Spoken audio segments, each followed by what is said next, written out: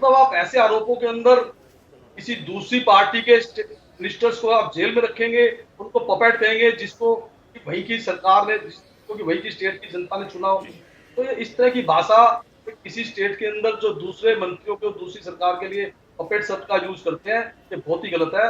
और ये इस तरह के शब्दों जी, का इस इस्तेमाल तरह के ना शब्दों का करें। इस्तेमाल नहीं होना चाहिए। सौरभ सौरभ दुबे के पास जा रहा हूं। सौरभ दुबे, किसी भी राजनीतिक पार्टी के किसी फैसले का विरोध हो सकता है या सम्मान हो सकता है, लेकिन क्या जो बात संजय गुप्ता कह रहे हैं कि भाई इस तरह से पपेट कहना या दूसरे एलिगेशंस पर बात करना, अभी सिर्फ आरोप है, वो प्रूव नहीं हुए हैं, क्या इस तरह के सवाल उठाए जा सकते हैं? सौरभ दुबे, देखिए, आतिशी जी को व्यक्तिगत रूप से पहले तो बधाई। एक महिला भी हैं और एक तेज तर्रार जो है वक्ता भी रही हैं और दिल्ली में मंत्री भी रही हैं, काफी समय से काम किया उन्होंने। तो व्यक्तिगत रूप से तो देखिए उनकी एक उपलब्धि है, उस पर सभी को बड़े दिल से जो है बधाई देनी चाहिए, मैं ये मानता हूं। दूसरी बात देखिए, जिस प्रकार से दिल्ली की सत्ता के साथ खिलवाड़ किया जा रहा है, ये बहुत ही सोचने और समझने का विषय है।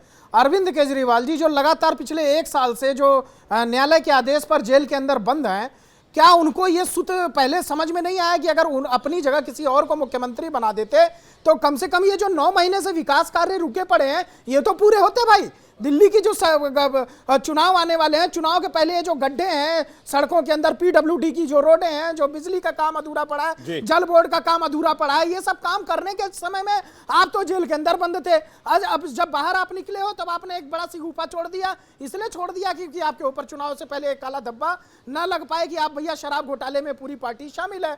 चलो कोई बात नहीं, चलो आतिशी जी को आपने बनाया, लेकिन आतिशी जी का जो भी बैकग्राउंड हो, मैं बैकग्राउंड पे मैं जिस प्रकार से आम आदमी पार्टी के आपके प्रवक्ता हैं और वो लगातार जो है बंगारू लक्ष्मण की बात करने लगते हैं। अरे आप तब राजनीति में जन्म भी नहीं लिए थे बंगारू लक्ष्मण की, आप अब की बात करो ना भैया। जब से आप नई राजनीति की बात करने आए थे अरविंद केजरीवाल जी, मैं भी पीछे की बात नहीं करूंगा, मैं उनके बैकग्राउंड की बात नहीं करूंगा कि वो किस बैकग्राउंड से आती थी, वो उनकी क्या वामपंथी विचारधारा थी, उन अफजल की फांसी के लिए कौन से लोग गए थे या राष्ट्रपति के पास जो है याचिका लगाने के लिए, मैं उसमें नहीं जाना चाहता। मैं सिर्फ काम की बात करना चाहता हूं। दिल्ली के अंदर जो काम है, जो रुके हुए काम है, वो चालू कब से होंगे? और अगर अरविंद केजरीवाल जी ने, देखिए कोई भी मुख्यमंत्री अगर बदलेगा, वो जो अपनी पार्टी में जो सर्वे सर्वा है वो अरविंद केजरीवाल ही है, और अरविंद केजरीवाल जी जो है रिमोट कंट्रोल से निश्चित रूप से उनको चलाएंगे। इसमें कोई कहने और चिल्लाने की बात नहीं है, उन्होंने स्वीकार किया। आप एक बात बताइए सौरभ दुबे जी, अगर सुनीता जी का नाम सामने आता तो आप लोग कहते कि परिवारवाद हो रहा है, आतिशी का नाम दे दिया तो कह रहे हैं कि भैया पपेट सीएम हो गए हैं। जी की लिस्ट में नाम अभी भी ऊपर है आतिशी जी से।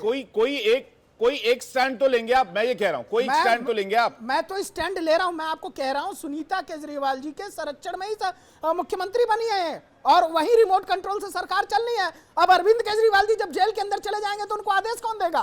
भाई सुनीता केजरीवाल ही तो देंगी। देखिए अरविंद केजरीवाल जी मुख्यमंत्री रहते हुए भी बहुत ही शार्प माइंडेड व्यक्ति हैं, उन्होंने कभी किसी फाइल पर साइन नहीं किया, कोई भी ऐसा मंत्रालय अपने पास नहीं रखा जिसकी जिम्मेदारी तय हो। इसीलिए उसी तरह से सुनीता केजरीवाल जी जो है पीछे के पर्दे के पीछे से वो सरकार चलाएंगी और मुख्यमंत्री के रूप में आतिशी जी वो स्वीकार कर लिया उन्होंने कि मैं तो अरविंद केजरीवाल जी की खड़ा हूं। देखिए अरविंद ठीक है, इसका जवाब पवन जी से लूंगा, लेकिन राहुल लाल जी काफी देर से वेट कर रहे हैं।